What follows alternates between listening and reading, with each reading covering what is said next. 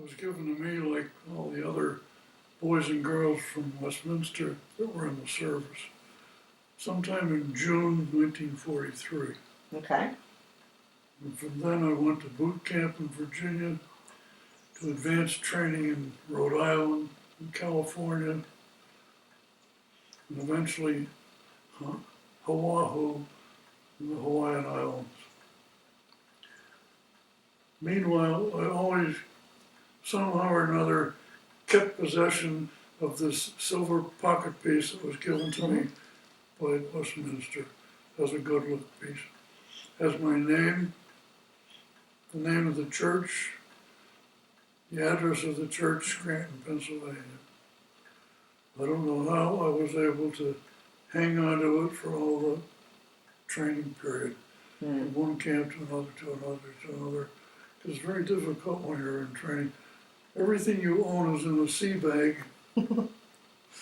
Yeah. or on your person. And I don't remember that I carried this all the time on my person. I couldn't possibly. So I don't know how I held on to it. Just good fortune. From California to the Hawaiian Islands and then to Roi Namur, a small island in the Pacific that the Japanese had taken over prior to Pearl Harbor and built a runway for their bombers and heavily fortified the island. From Hawaii, my battalion that I was attached to went to Roi Namur. Cleaning up after the Marine Corps took the island and literally destroyed everything. On the night of February 12th, I was on work duty, as always.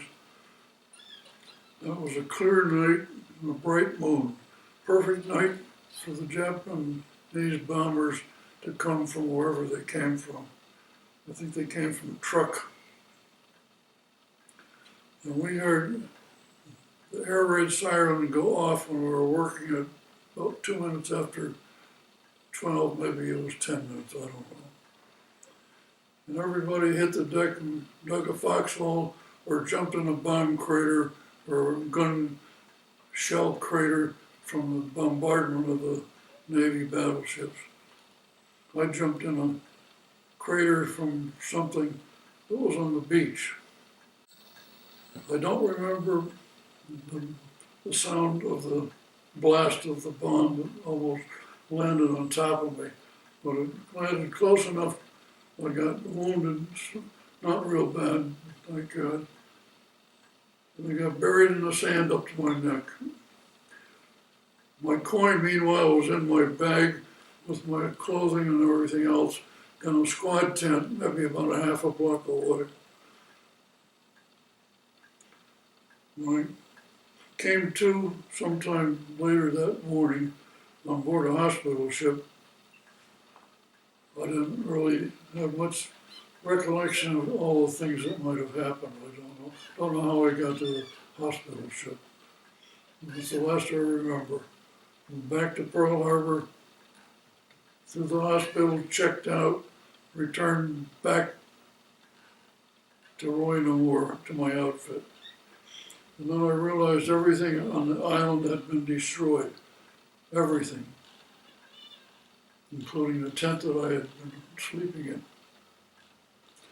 And my coin was in there and destroyed everything else. I asked some of my buddies who were there when I got back if they had looked around the tent area, and a couple of them said they sifted through the ashes actually in the tent where I had been, and they didn't find anything. Not even my dog tags, which I hadn't been wearing actually. I had a slave bracelet with my name and Navy ID number on my wrist. I never lost that. Okay. Went with me on the hospital ship back to Pearl Harbor and back to my outfit. That's the last I saw of the silver pocket piece from Westminster. February 12th, 1944. Okay. Never had another thought about it. Thought it was gone like a lot of other stuff was gone. And I came home after the war was over, sometime in 45, I forget when, like spring sometime. When I was home maybe a year and a half, I had a call from the church secretary, Marion Osborne. Maybe Stephen remembers her. She said a lady called her on the phone. She had a silver coin with my name on it, with the name Westminster Presbyterian Church, Scranton, PA. And she was calling to ask if I was still alive, and if I was, would I be interested, possibly, in having the coin. And Marion told her certainly would like to have it. So I think Marion gave me the lady's name and phone number, and I called her and talked to her. She was very nice. So I got the coin back.